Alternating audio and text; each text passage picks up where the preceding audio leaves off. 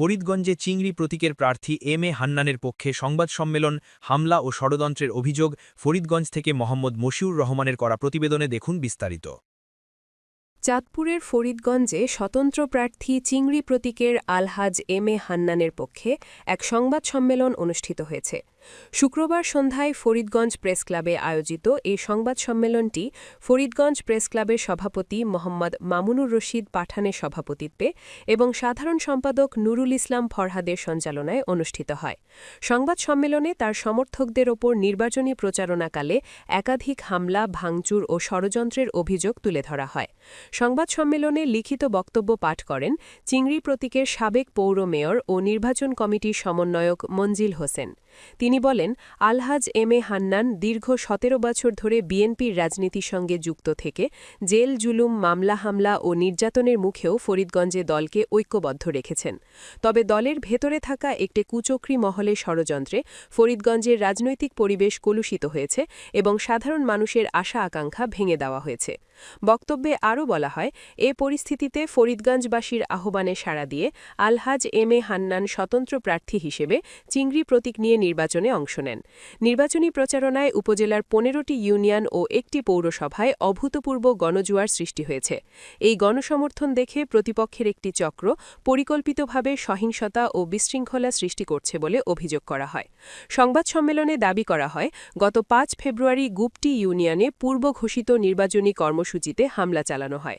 পরে মান্দারতলী ও খাজুরিয়া বাজার এলাকায় দফায় দফায় হামলা, গাড়ি ও মোটরসাইকেল ভাঙচুর এবং মোবাইল ছিনতাইয়ের ঘটনা ঘটে। এতে ফারুক হোসেন, জিশান, রাজু আহমেদ, নাহিদ, মেহেদি, আক্তার হোসেন, মাসুম ও মোর্শেদ আলম সহ একাধিক নেতাকর্মী গুরুতর আহত হন। খবর পেয়ে উপজেলা প্রশাসন, সেনাবাহিনী, পুলিশ ও বিজিবি সদস্যরা ঘটনাস্থলে গিয়ে পরিস্থিতি নিয়ন্ত্রণে আনেন।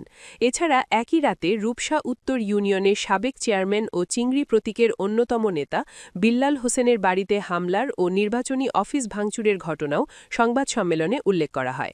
লিখিত বক্তব্যে বলা হয়, এসব হামলা, মামলা ও ষড়যন্ত্রের মাধ্যমে নির্বাচন থেকে সরিয়ে দেওয়ার চেষ্টা করা হলেও তা ব্যর্থ হবে। সংবাদ সম্মেলনে স্বতন্ত্র প্রার্থী আলহাজ এম এ হান্নান সাংবাদিকদের বিভিন্ন প্রশ্নের জবাব দেন। এক প্রশ্নের জবাবে তিনি বলেন, আমি যদি কোনো অন্যায় করি তাহলে প্রশাসন আমাকে আইনের আওতায় নেবে। আমি ফরিদগঞ্জের শান্তিপূর্ণ নির্বাচন চাই। তিনি আরও বলেন, আমাকে ২ বার বিএনপির মনোনয়ন দেওয়া হয়েছিল, কিন্তু কুচক্রী মহলের প্রতারণার কারণে আমাকে নির্বাচন থেকে দূরে থাকতে হয়েছে। সেই কুচক্রী মহল জেলও খেটেছে এবং এখনও সেই মামলা চলমান রয়েছে। সাংবাদিকদের উদ্দেশ্যে তিনি বলেন, আপনারা জাতির বিবেক, সংবাদপত্রের সঠিক তথ্য দিয়ে আমাকে সহযোগিতা করবেন। তিনি আশা প্রকাশ করেন, আগামী নির্বাচনে শান্তিপূর্ণ পরিবেশে ভোট গ্রহণ নিশ্চিত হলে তিনি বিপুল ভোটের ব্যবধানে নির্বাচিত হবেন। সংবাদ সম্মেলনে উপস্থিত ছিলেন উপজেলা বিএনপি নেতা মোহাম্মদ মকবুল আহমেদ পাটোয়ারি, প্রার্থীর ছেলে আবদুল্লাহ হান্নান, ফরিদগঞ্জ বিএনপি সাবেক পৌর সভাপতি আমানত হোসেন গাজী, সাবেক প্যানেল মেয়র জাকির হোসেন, ফরিদগঞ্জ উপজেলা যুবদলের সাবেক সভাপতি আমজাদ হোসেন শিপন, সাধারণ সম্পাদক জাহাঙ্গীর হোসেন নান্টু, পৌর যুবদলের সাবেক সভাপতি ইমাম হোসেন সহ চিংড়ি প্রতীকের বিভিন্ন পর্যায়ের নেতৃবৃন্দ উপস্থিত ছিলেন। আপনারা ও রিটার্নিং অফিসার এবং আইনশৃঙ্খলা বাহিনী অবগত যে ৬ নং গুপ্তি তার চিংড়ি প্রতীকের উড়ান বৈঠক, গণসংযোগ ও সভা সমাবেশ ছিল। সুবাদে তিনি বিকালে গুপ্তি ইউনিয়নের হুগলি গ্রামে উড়ান বৈঠক করার সময় জনাব লায়ন হারুনের এড়িয়ে দেওয়া কালু, মুস্তফা, সুজন, আখনের নেতৃত্বে একদল সন্ত্রাসী বাহিনী ও কিশোর গ্যাং দ্বারা দেশীয় অস্ত্র নিয়ে আমাদের সভা পণ্ড করে যাওয়ার উদ্দেশ্যে হামলা চালায়। সেখানে তারা স্থানীয়দের প্রতিরোধের মুখে সরে এসে পরে তারা মাদারতলী একই কাদায় হামলা করে। সেখানেও তারা বড় ধরনের হামলা করতে না পেরে পরে তারা সুযোগ বুঝে রাতের আন্ধারে খাতুরিয়া বাজারে জনাব এম এ হান্নান ভাইয়ের গাড়ি বহর লোকজন ঢুকার পথে পুনরায় হামলা শুরু করে। পরে তারা খাতুরিয়া বাজারে দেশীয় অস্ত্র, লাঠি সোটা নিয়ে চূড়ান্ত হামলা করে। এই সময় তারা জনাব হান্নান ভাই ও আমাকে মারতে চেষ্টা করে। তারা জনাব আজাদ ডাক্তারের গাড়ি এবং কয়েকটি মোটর সাইকেল ভাঙচুর করে। একই সময় কিশোর গ্যাংরা আমাদের কয়েকজনের মোবাইল ছিনতাই করে। তাদের ন্যাক্কারজনক হামলা আমাদের বেশ কয়েকজন গুরুতর আহত হয়। তাদের মধ্যে ফারুক হোসেন, জিশান, রাজু আহমদ, নাহিদ, মেহেদি, আক্তার হোসেন, মাসুম ও মুর্শেদ আলম গুরুতর আহত হয়। পরে ফোর্টগঞ্জ থেকে উপজেলা নির্বাহী অফিসার, সেনাবাহিনী, পুলিশ, বিজিবি গিয়ে আমাদের উদ্ধার করে। শুধু তাই নয়, ওই রাতে তারা 15 নং রূপসা ইউনিয়নের জনপ্রিয় চেয়ারম্যান এবং সিংড়ি প্রতীকের অন্যতম পরিচালক জনাব বিলাল ভাইয়ের উপর বসত বাড়িতে নির্মম হামলা চালায়, সেখানে অনেককে আহত করে। প্রিয় সাংবাদিক ভাইরা, আমাদের নেতা জনাব হান্নান ভাইও আমাদেরকে বিএনপি থেকে বহিষ্কার করে যখন দেখেছে আমাদের জনপ্রিয়তা আরো বেশি বেড়ে গিয়েছে এবং জনাব হান্নান ভাই মহান আল্লাহ পাকের ইচ্ছা গণমানুষের ভোটে জয় পান্তে গিয়ে যাচ্ছে, ঠিক তখনই তারা নানা ষড়যন্ত্রে জাল তারা বুনছে। আর একটি অংশ হচ্ছে আমাদের উপর হামলা ও গুপ্ত ষড়যন্ত্র। আজকের সংবাদ সম্মেলনের মাধ্যমে পুরো ফরিদগঞ্জবাসীকে আমরা জানিয়ে দিচ্ছি, কোনো হামলা মামলা এবং ষড়যন্ত্র আমাদের দাবি রাখতে পারবে না। ইনশাআল্লাহ সব ষড়যন্ত্র মোকাবেলা করে আগামী 12 ফেব্রুয়ারি জয়ের মালা যারা হান্নান ভাইকে পরিয়ে ফরিদগঞ্জবাসী প্রমাণ করবে ফরিদগঞ্জবাসী কথা আমরা ন্যায় ও সততা এবং শান্তির পক্ষে সবাই সার্বিক সহযোগিতা আমরা কামনা করি। একই সাথে সবাইকে ধন্যবাদ জানিয়ে আজকে সংবাদ সম্মেলন শেষ করলাম। ধন্যবাদ সকলকে। আসসালামু আলাইকুম। কোন পরিস্থিতির মধ্যে নির্বাচনের সব চূড়ান্ত পর্যায়ে এইভাবে সংঘাতের মধ্য দিয়ে না শান্তিপূর্ণ একটা পরিবেশের মধ্যে প্রতিদ্বন্দ্বিতা শেষ করবে? আমাদের প্রতিদ্বন্দ্বী সুন্দর কথা বলেছেন, তদন্ত সাপেক্ষে বলেছে, যারা প্রকৃত আসামি তাদের ব্যবস্থা নেই। আমি তাকে ধন্যবাদ জানাই।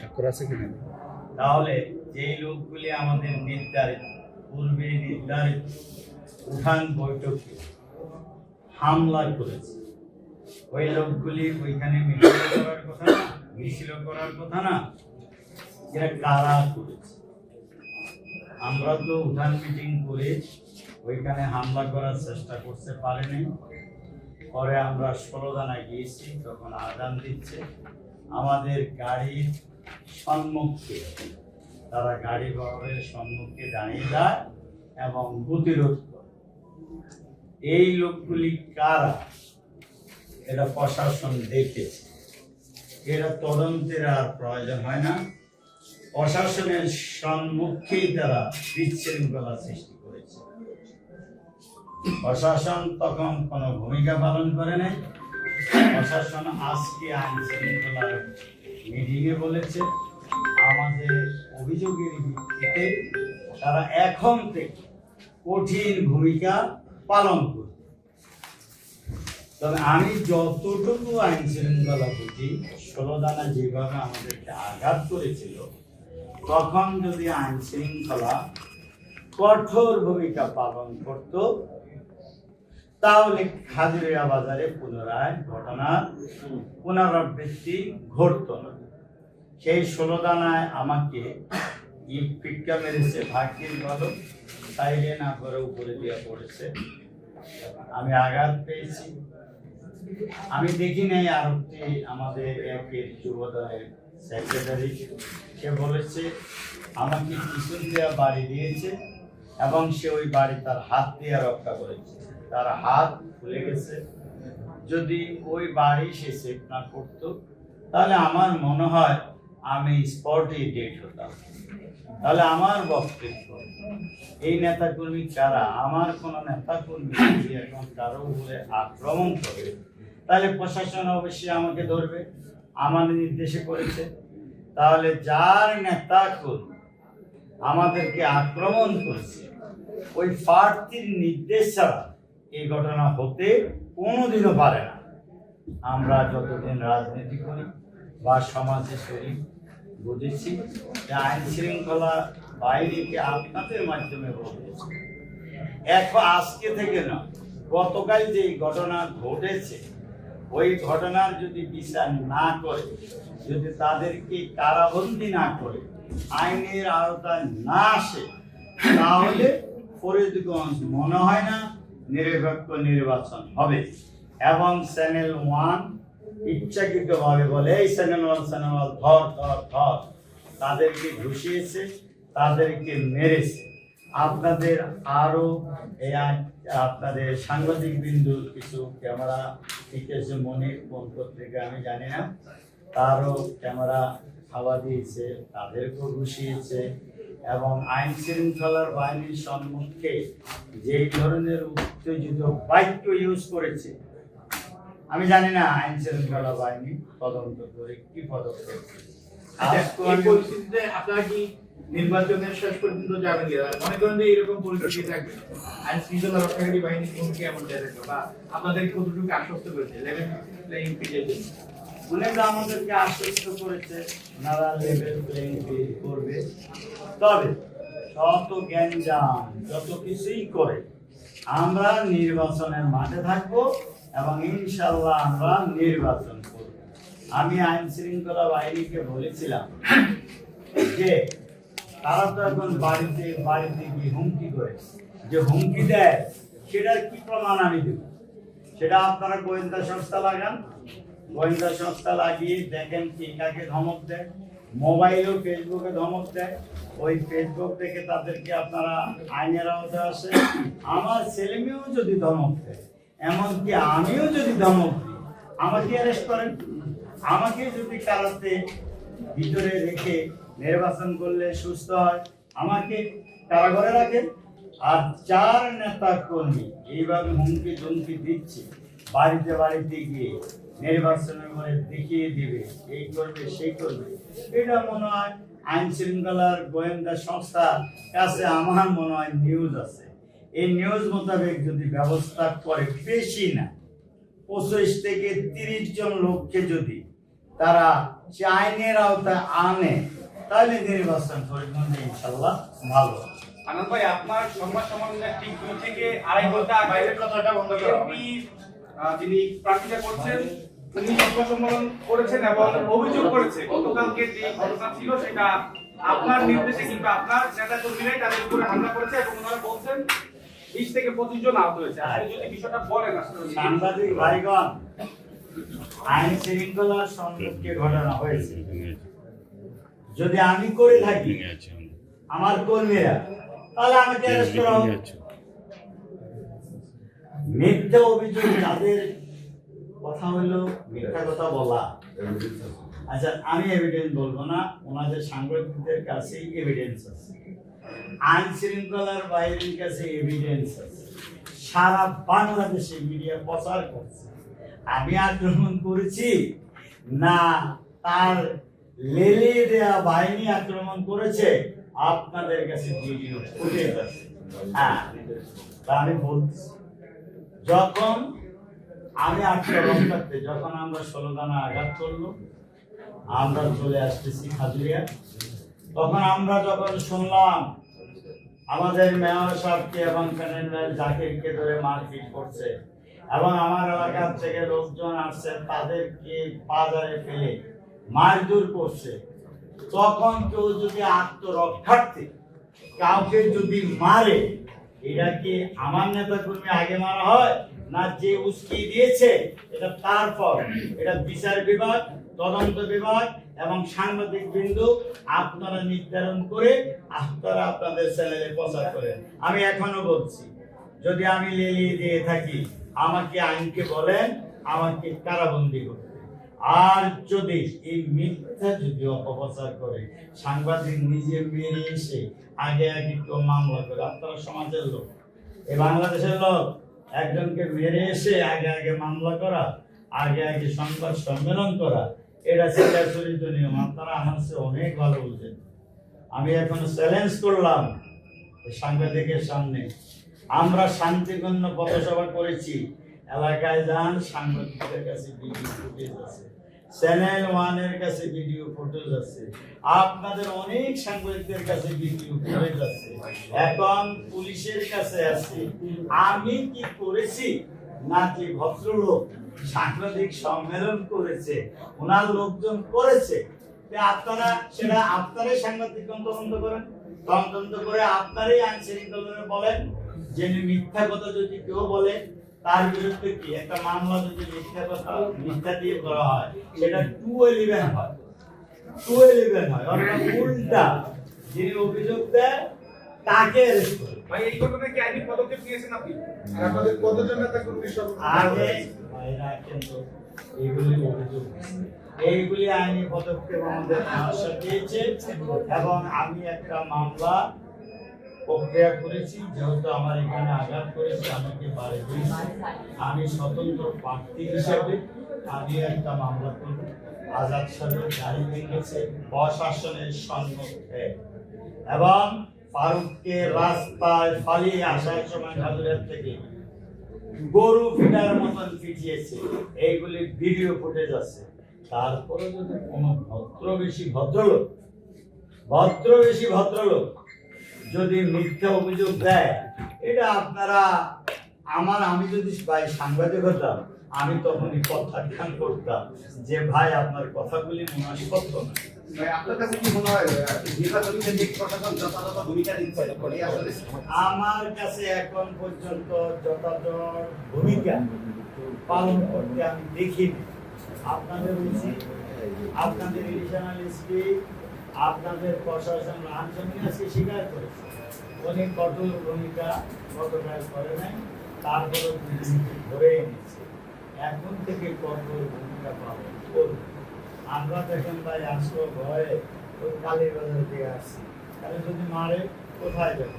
আমরা তো মারামারি করবো না, কারণ আমরা 12 তারিখ ধরবো এবং 12 তারিখে ধরো যদি আল্লাহ করে, এটা তো ফরিদগঞ্জেরই লোক, আরও উপরে আমরা কোনো প্রতিশোধ নেব না। কিন্তু তারা এখনই বলতেছে ঠ্যাং ভেঙে ফেলবে, পিঠ ফাটিয়ে ফেলবে, ব্যবসা করবি না, ফরিদগঞ্জে থাকবে না। আমাদের একটা ধমক যদি আপনি দেখাতে পারেন তাহলে আমাকে বলেন এরা কারা? ভাই আপনার যদি একটু বলেন শেষ প্রশ্ন, এই যে হামলা হলো কালকে বা এর আগে আপনার নেতা কর্মীদের উপর হামলা হয়েছে, এটা কেন হচ্ছে আপনি কি কারণে মনে করছেন? আমি মনে করি আমার মনে হয় আপনারা ভালো বলেন। আমার মনে হয় আপনারা দেখেন আমার মার্কাটা কিন্তু জনগণের লাগবে, কোনো দলের মার্কা না। জনগণের মার্কা জনগণ বেছে নিয়েছে, কারণ বিগত 30 বছর আমি জনগণের সাথে ছিলাম। আমি জনপ্রতিনিধি না হয়েও আমি অনেক উন্নয়ন করেছি এবং করোনা কালও আমি জনগণকে ছেড়ে যাইনি এবং পক্ষান্তরে 2 বার আমি মনোনয়ন পেয়েছি। আমি নির্বাচন করতে পারি নাই, এক দল কুচক্রের কারণে আমাকে মিথ্যা তথ্য দিয়ে আমাকে বাদ দিয়েছে, পাল্টা ওই কুচক্রে মহল জেলও কেটেছে। ওই মামলাটুকু এখনো 18 বছর হয়েছে ওনার হলফনামায় উনি দিয়েছে। যখন আমার জনজোয়ার দেখেছে, জনগণ যখন সিদ্ধান্ত নিয়েছে যে না উনি 2 বার নির্বাচন করতে পারে নাই, উনি 30 বছর আমাদের সাথে ছিল, এই ফরিদগঞ্জের অনেক উন্নয়ন করেছে, তারা সাধারণ জনগণ যখন সিদ্ধান্ত নিয়েছে চিংড়ি মাছে ভোট দিবে, তখন এই সাধারণ জনগণের জোয়ার দেখে উনি আমার নেতা কর্মীকে ধমকাচ্ছে, ঘরে ঘরে গিয়ে মারছে। কোন পরিস্থিতির মধ্যে আছে নির্বাচনের সব চূড়ান্ত পর্যায়ে এইভাবে সংঘাতের মধ্য দিয়ে না শান্তিপূর্ণ একটা পরিবেশের মধ্যে প্রতিদ্বন্দ্বিতা শেষ করবে? আমাদের প্রতিদ্বন্দ্বী সুন্দর কথা বলেছেন, তদন্ত সাপেক্ষে বলেছে, যারা প্রকৃত আসামি তাদের ব্যবস্থা নেই। আমি তাকে ধন্যবাদ জানাই। তাহলে যেই লোকগুলি আমাদের পূর্বে নির্ধারিত উঠান বৈঠকে হামলা করেছে, ওই লোকগুলি ওইখানে মিছিল করার কথা না, এরা কারা করেছে? আমরা তো উঠান মিটিং করে ওইখানে হামলা করার চেষ্টা করতে পারিনি। পরে আমরা 16 জানায় গিয়েছি, তখন আজান দিচ্ছে, আমাদের গাড়ির সম্মুখে তারা গাড়ি বহরের সম্মুখে দাঁড়িয়ে যায় এবং প্রতিরোধ করে। এই লোকগুলি কারা এটা প্রশাসন দেখেছে, এরা তদন্তের আর প্রয়োজন হয় না। প্রশাসনের সম্মুখেই তারা বিশৃঙ্খলা সৃষ্টি করেছে। প্রশাসন তখন কোনো ভূমিকা পালন করে নাই। প্রশাসন আজকে আইন শৃঙ্খলার মিটিংয়ে বলেছে আমাদের অভিযোগের ভিত্তিতে তারা এখন থেকে কঠিন ভূমিকা পালন করবে। তবে আমি যতটুকু আইন শৃঙ্খলা বুঝি, ষোলদানা যেভাবে আমাদেরকে আঘাত করেছিল, তখন যদি আইন শৃঙ্খলা কঠোর ভূমিকা পালন করত তাহলে খাজুরিয়া বাজারে পুনরায় ঘটনার পুনরাবৃত্তি ঘটত না। সেই ষোলদানায় আমাকে ইট পিটকা মেরেছে, ভাগ্যের ভালো সাইডে না করে উপরে দিয়ে পড়েছে, আমি আঘাত পেয়েছি। আমি দেখি নাই আরতি আমাদের একের যুবদলের সেক্রেটারি, সে বলেছে আমাকে পিছন দেওয়া বাড়ি দিয়েছে এবং সে ওই বাড়ি তার হাত দিয়ে রক্ষা করেছে, তার হাত খুলে গেছে। যদি ওই বাড়ি সে সেভ না করতো তাহলে আমার মনে হয় আমি স্পটে ডেট হতাম।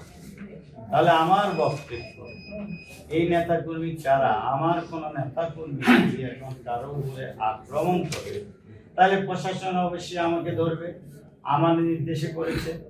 তাহলে যার নেতাকর্মী আমাদেরকে আক্রমণ করেছে ওই প্রার্থীর নির্দেশ ছাড়া এই ঘটনা হতে কোনোদিনও পারে না।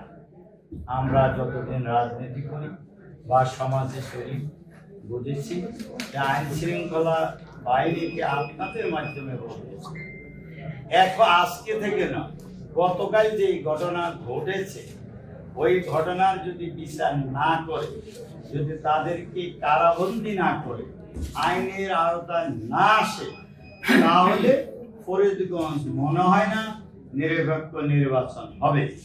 এবং চ্যানেল 1 ইচ্ছাকৃতভাবে বলে এই চ্যানেল 1 ধর ধর ধর, তাদেরকে ঘুষিয়েছে, তাদেরকে মেরেছে। আপনাদের আরো আপনাদের সাংবাদিক বিন্দু কিছু ক্যামেরা লিখেছে মনে কোন পত্রিকা আমি জানি না, তারও ক্যামেরা খাওয়া দিয়েছে, তাদেরকেও ঘুষিয়েছে। এবং আইন শৃঙ্খলার বাহিনীর সম্মুখে যেই ধরনের উত্তেজিত বাক্য ইউজ করেছে, আমি জানি না আইন শৃঙ্খলা বাহিনী তদন্ত করে কি পদক্ষেপ। এই পরিস্থিতিতে আপনারা কি নির্বাচনের শেষ পর্যন্ত যাবেন কিনা? মনে করেন যে এরকম পরিস্থিতি থাকবে, আইন শৃঙ্খলা রক্ষাকারী বাহিনী কোনকে এমন থাকবে, বা আপনাদের কতটুকু আশ্বস্ত করেছে লেভেল প্লেইং ফিল্ডের জন্য? উনিরা আমাদেরকে আশ্বস্ত করেছে ওনারা লেভেল প্লেইং ফিল্ড করবে। তবে যত গ্যাঞ্জাম যত কিছুই করে আমরা নির্বাচনের মাঠে থাকবো এবং ইনশাল্লাহ আমরা নির্বাচন করব। আমি আইন শৃঙ্খলা বাহিনীকে বলেছিলাম যে তারা তো এখন বাড়িতে বাড়িতে গিয়ে হুমকি করে, যে হুমকি দেয় সেটার কি প্রমাণ আমি দেব? সেটা আপনারা গোয়েন্দা সংস্থা লাগান, গোয়েন্দা সংস্থা লাগিয়ে দেখেন কে কাকে ধমক দেয়। মোবাইলও ফেসবুকে ধমক দেয়, ওই ফেসবুক থেকে তাদেরকে আপনারা আইনের আওতায় আসে। আমার ছেলে মেয়েও যদি ধমক দেয়, এমনকি আমিও যদি ধমক দিই, আমাকে অ্যারেস্ট করেন। আমাকে যদি কারাতে ভিতরে রেখে নির্বাচন করলে সুস্থ হয়, আমাকে কারাগারে রাখেন। আর যার নেতা কর্মী এইভাবে হুমকি ধমকি দিচ্ছে, বাড়িতে বাড়িতে গিয়ে নির্বাচনের পরে দেখিয়ে দিবে, এই করবে সেই করবে, এটা মনে হয় আইন শৃঙ্খলার গোয়েন্দা সংস্থার কাছে আমার মনে হয় নিউজ আছে। এই নিউজ মোতাবেক যদি ব্যবস্থা করে, বেশি না 25 থেকে 30 জন লোককে যদি তারা সে আইনের আওতায় আনে, তাহলে নির্বাচন ফরিদগঞ্জে ইনশাল্লাহ ভালো। আনন্দ ভাই, আপনার সংবাদ সম্মেলনের ঠিক 2 থেকে আড়াই ঘন্টা বাইরের কথাটা বন্ধ করা হবে। যিনি প্রার্থীতা করছেন উনি সংবাদ সম্মেলন করেছেন এবং অভিযোগ করেছে গতকালকে যে ঘটনা ছিল সেটা আপনার নির্দেশে কিংবা আপনার নেতা কর্মীরাই তাদের উপরে হামলা করেছে এবং ওনারা বলছেন 20 থেকে 25 জন আহত হয়েছে। আপনি যদি বিষয়টা বলেন আসলে। সাংবাদিক ভাইগণ, আইন শৃঙ্খলার সম্মুখে ঘটনা হয়েছে, যদি আমি করে থাকি, আমার কর্মীরা তাহলে আমাকে অ্যারেস্ট করা হোক। মিথ্যা অভিযোগ যাদের কথা হলো মিথ্যা কথা বলা, আচ্ছা আমি এভিডেন্স বলবো না, ওনাদের সাংবাদিকদের কাছে এভিডেন্স আছে, আইন শৃঙ্খলার বাইরের কাছে এভিডেন্স আছে, সারা বাংলাদেশে মিডিয়া প্রচার করছে আমি আক্রমণ করেছি না তার লেলে দেয়া বাহিনী আক্রমণ করেছে, আপনাদের কাছে ভিডিও ফুটেজ আছে। হ্যাঁ, তা আমি বলছি যখন আমি আক্রমণ করতে যখন আমরা 16 দানা আঘাত করলো, আমরা চলে আসতেছি খাজুরিয়া, তখন আমরা যখন শুনলাম আমাদের মেয়র সাহেবকে এবং প্যানেল জাকিরকে ধরে মারপিট করছে এবং আমার এলাকার থেকে লোকজন আসছে তাদেরকে বাজারে ফেলে মারধর করছে, তখন কেউ যদি আত্মরক্ষার্থে কাউকে যদি মারে, এটা কি আমার নেতা কর্মী আগে মারা হয় না যে উস্কি দিয়েছে এটা তার ফল?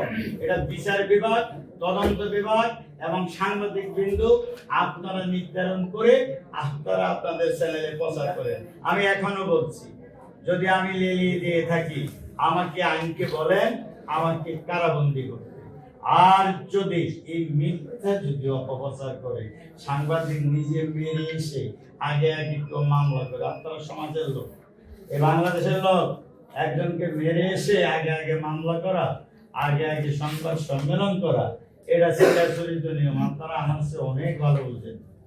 আমি এখন চ্যালেঞ্জ করলাম সাংবাদিকের সামনে, আমরা শান্তিপূর্ণ পথসভা করেছি, এলাকায় যান, সাংবাদিকদের কাছে ভিডিও ফুটেজ আছে, চ্যানেল 1 এর কাছে ভিডিও ফুটেজ আছে, আপনাদের অনেক সাংবাদিকদের কাছে ভিডিও ফুটেজ আছে, এখন পুলিশের কাছে আছে। আমি কি করেছি না যে ভদ্রলোক সাংবাদিক সম্মেলন করেছে ওনার লোকজন করেছে, আপনারা সেটা আপনারাই সাংবাদিক তদন্ত করেন, তদন্ত করে আপনারাই আইন শৃঙ্খলা বলেন যে মিথ্যা কথা যদি কেউ বলে তার বিরুদ্ধে কি একটা মামলা যদি মিথ্যা কথা মিথ্যা দিয়ে করা হয় সেটা 211 হয়, 211 হয়, অর্থাৎ উল্টা যিনি অভিযোগ দেয় তাকে অ্যারেস্ট করে। ভাই এই ঘটনায় কি আইনি পদক্ষেপ নিয়েছেন আপনি? আর আপনাদের কতজন নেতা কর্মী আগে ভাইরা কিন্তু এইগুলি অভিযোগ, এইগুলি আইনি পদক্ষেপ আমাদের সমস্যা দিয়েছে এবং আমি একটা মামলা প্রক্রিয়া করেছি, যেহেতু আমার এখানে আঘাত করেছে আমাকে বাড়ি দিয়েছে, আমি স্বতন্ত্র প্রার্থী হিসেবে আমি একটা মামলা করব। আজাদ সাহেবের গাড়ি ভেঙেছে প্রশাসনের সম্মুখে এবং ফারুককে রাস্তায় ফালিয়ে আসার সময় হাজুরের থেকে গরু ফিটার মতন ফিটিয়েছে, এইগুলি ভিডিও ফুটেজ আছে। তারপরে যদি কোনো ভদ্রলোক যদি মিথ্যা অভিযোগ দেয়, এটা আপনারা আমি যদি ভাই সাংবাদিক হতাম আমি তখনই প্রত্যাখ্যান করতাম যে ভাই আপনার কথাগুলি মনে হয় সত্য না। আপনার কাছে কি মনে হয় নির্বাচনী কেন্দ্রিক প্রশাসন যথাযথ ভূমিকা নিচ্ছে? আমার কাছে এখন পর্যন্ত যথাযথ ভূমিকা পালন করতে আমি দেখিনি। আপনাদের উচিত, আপনাদের রিজিওনাল এসপি, আপনাদের প্রশাসন আনসামিনাসকে স্বীকার করেছে উনি কঠোর ভূমিকা গতকাল করে নাই, তারপরে ধরে এনেছে, এখন থেকে কঠোর ভূমিকা পালন করবে। আমরা দেখেন ভাই আসবো ভয়ে ওই কালীর বাজার দিয়ে আসছি, তাহলে যদি মারে কোথায় যাবে? আমরা তো মারামারি করবো না, কারণ আমরা 12 তারিখ ধরবো এবং 12 তারিখে ধরো যদি আল্লাহ করে এটা তো ফরিদগঞ্জেরই লোক, আরও উপরে আমরা কোনো প্রতিশোধ নেব না। কিন্তু তারা এখনই বলতেছে ঠ্যাং ভেঙে ফেলবে, পিঠ ফাটিয়ে ফেলবে, ব্যবসা করবি না, ফরিদগঞ্জে থাকবে না। আমাদের একটা ধমক যদি আপনি দেখাতে পারেন তাহলে আমাকে বলে এরা কারা? এই যে হামলা হলো কালকে বা এর আগে আপনার নেতা কর্মীদের উপর হামলা হয়েছে, এটা কেন হচ্ছে আপনি কি কারণে মনে করছেন? আমি মনে করি আমার মনে হয় আপনারা ভালো বলে, আমার মনে হয় আপনারা দেখেন আমার মার্কাটা কিন্তু জনগণের মার্কা, কোনো দলের মার্কা না। জনগণের মার্কা জনগণ বেছে নিয়েছে, কারণ বিগত 30 বছর আমি জনগণের সাথে ছিলাম। আমি জনপ্রতিনিধি না হয়েও আমি অনেক উন্নয়ন করেছি এবং করোনা কালও আমি জনগণকে ছেড়ে যাইনি এবং পক্ষান্তরে 2 বার আমি মনোনয়ন পেয়েছি, আমি নির্বাচন করতে পারি নাই। এক দল কুচক্রের কারণে আমাকে মিথ্যা তথ্য দিয়ে আমাকে বাদ দিয়েছে, পাল্টা ওই কুচক্রে মহল জেলও গেছে। ওই মামলাটুকু এখনো 18 বছর হয়েছে ওনার হলফনামায় উনি দিয়েছে। যখন আমার জনজোয়ার দেখেছে, জনগণ যখন সিদ্ধান্ত নিয়েছে যে না উনি 2 বার নির্বাচন করতে পারে নাই, উনি 3 বছর আমাদের সাথে ছিল, এই ফরিদগঞ্জের অনেক উন্নয়ন করেছে, তারা সাধারণ জনগণ যখন সিদ্ধান্ত নিয়েছে চিংড়ি মাছে ভোট দিবে, তখন এই সাধারণ জনগণের জোয়ার দেখে উনি আমার নেতা কর্মীকে ধমকাচ্ছে, ঘরে ঘরে গিয়ে মারছে